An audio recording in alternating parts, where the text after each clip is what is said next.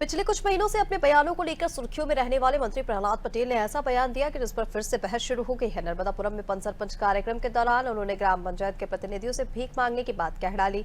मंत्री प्रहलाद पटेल ने मंच से कहा कि पंचायतों को स्वावलंबी बनाने के लिए आपको आय के साधन पैदा करने होंगे, कब तक भीख मांगते रहोगे। उन्होंने कहा कि पंच और सरपंच अधिकार मांगते हैं लेकिन कर्तव्य कहीं पीछे छूट जाते हैं। सरकार करोड़ों रुपए दे रही है लेकिन पंचायत के पास आय के क्या साधन है। हम जब स्वावलंबी पंचायत बनाना चाहते हैं, आपके पास आय का साधन क्या है?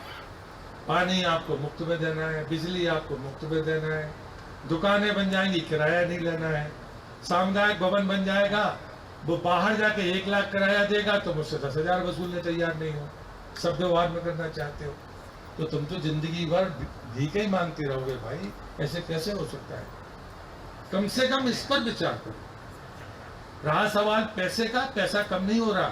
1 साल बाद 16वां वित्त आएगा, 2023 की आबादी के आधार पर आपको पैसा मिलेगा। राज्य वित्त का पिछला बजट 1400 करोड़ था।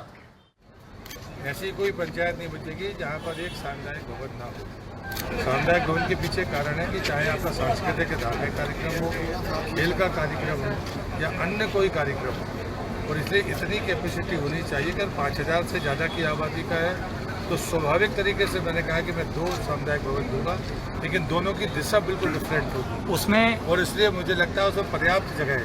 3 उसमें पीछे कमरे हैं, शादी विवाह एक हो सकते हैं, उसका मंच है, उसकी पूरा कवर है और एक स्वच्छता परिषद भी साथ में है। लेकिन शर्त यही है कि ये मुफ्त में नहीं दिया जा सकता, तो पंचायत को इसका प्रबंधन करना है। जी हम जब